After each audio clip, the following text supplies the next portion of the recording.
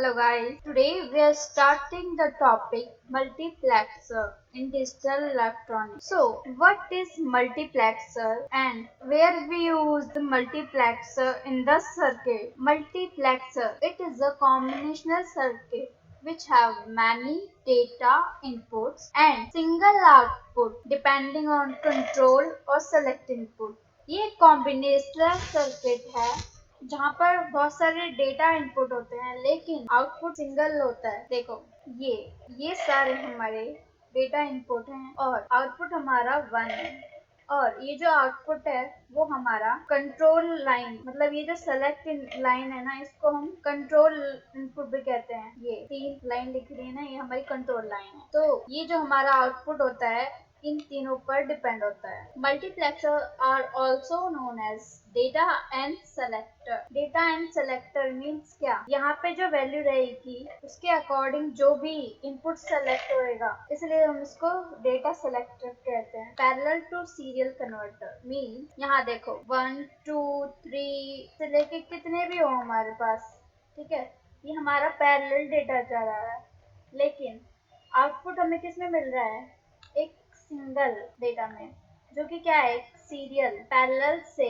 Serial में convert हो रहा है, इसलिए इसको हम कहेंगे पैरेलल टू सीरियल कन्वर्टर। ये मल्टीप्लेक्सर के नाम है, parallel to serial, data and selector, many to one.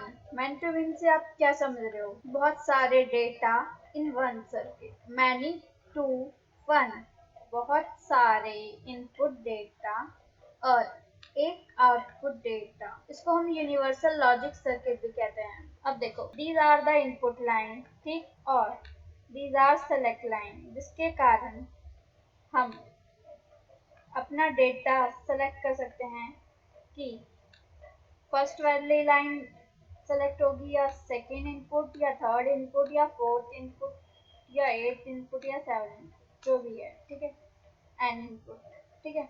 2:m equals to n, ये रिमेम्बर रखना हमेशा। अगर हमें m2 गिवन है, ये m कौन सा है, ये सेलेक्ट लाइन, सेलेक्ट लाइन कौन सी होती है हमारी, तो हम m से डिनोट कर रहे हैं यहाँ पर, ठीक है। अगर m2 है, m equals to 2, it means ये फॉर्मूला पुट करो और देखो n की वैल्यू क्या आती है, 2 की पावर 2 इक्वल्स टू क्या होता है, 4। इसका मतलब हमारा जो मल्टीप्लेक्सर है वो है 4:1 का, ठीक है। 4:1 का मतलब क्या, 4 डेटा लाइन्स इनपुट की और एक आउटपुट की, ये हो गया 4:1। सिमिलरली अगर m इक्वल्स टू 3 है तो क्या होगा, 2 की पावर 3 इक्वल्स टू 8, यानी कि जो n है वो क्या हो जाएगा, 8, 2 की पावर 3, ये है m इक्वल्स टू 3 पुट करो, ये 3 है यहाँ पे, तो m इक्वल्स टू 3 यानी कि 8:1 का मल्टीप्लेक्सर है हमारे पास। तो हम कैसे पता लगाएंगे कि कितने इनपुट कितने आउटपुट है, तो हमें ये देखना पड़ेगा, या तो m गिवन होगा या n गिवन होगा, तो उससे हम निकाल लेंगे।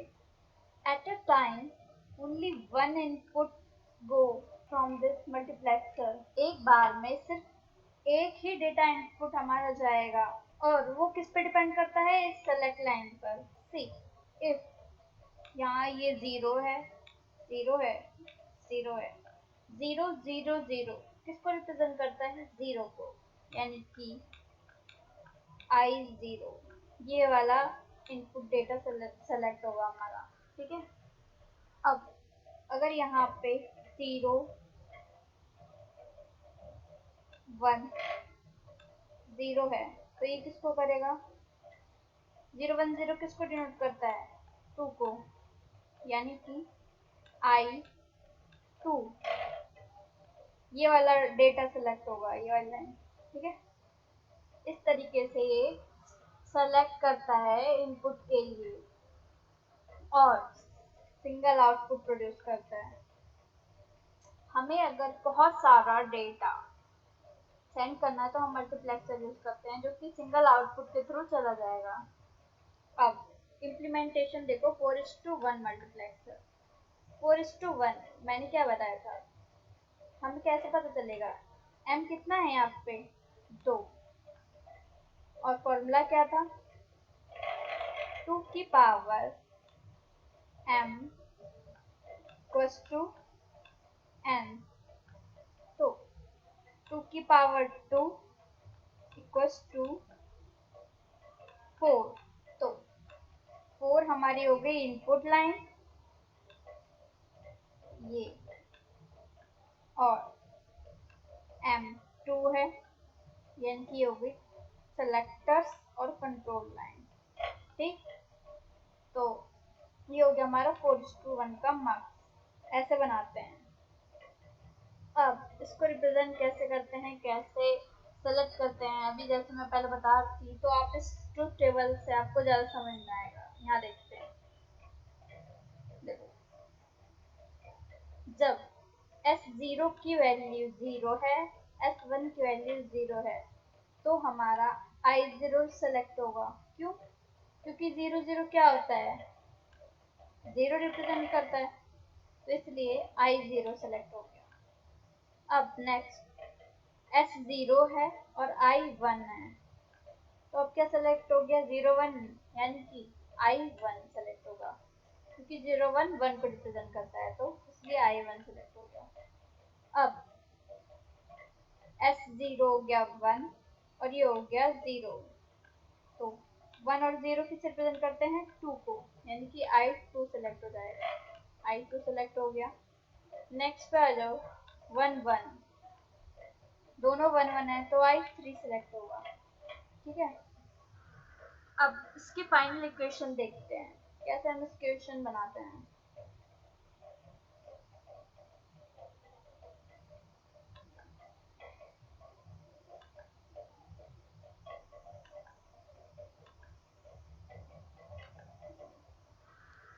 ये देखो, सबसे पहले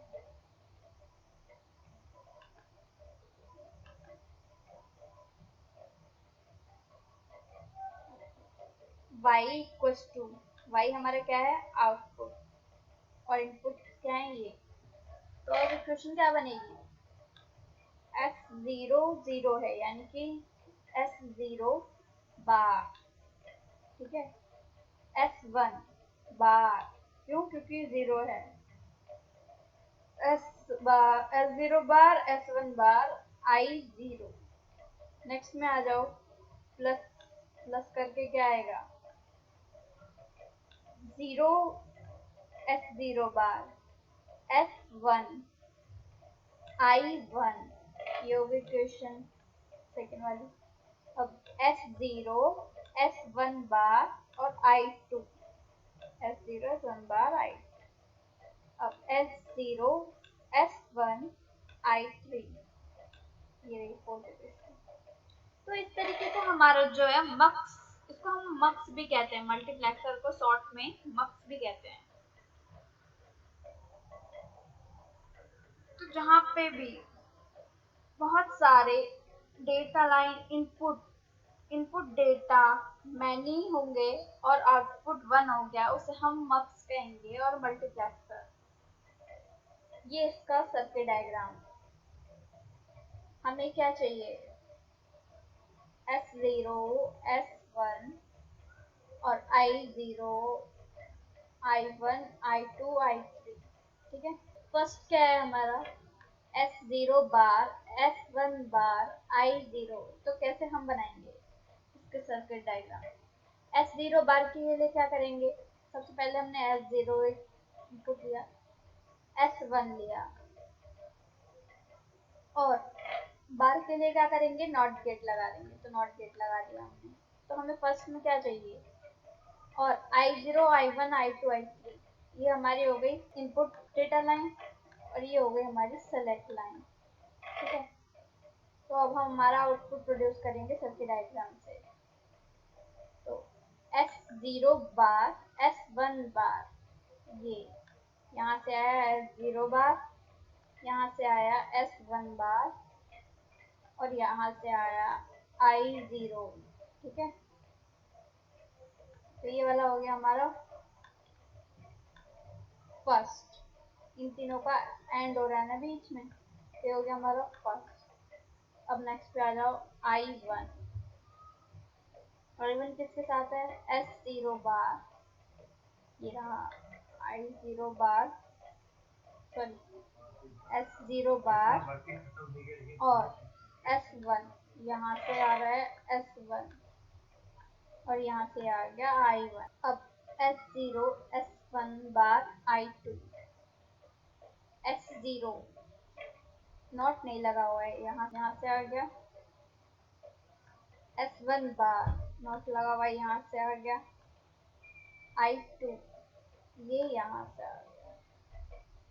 ठीक है, तो ये इन सबका है, ऐसे ये पूरी इक्वेशन ऐसे बन जाएगी। और फिर इन सबका और, तो हमने और गेट लगा दिया, सबको प्लस कर दिया, तो हमें ये वाली इक्वेशन मिल गई।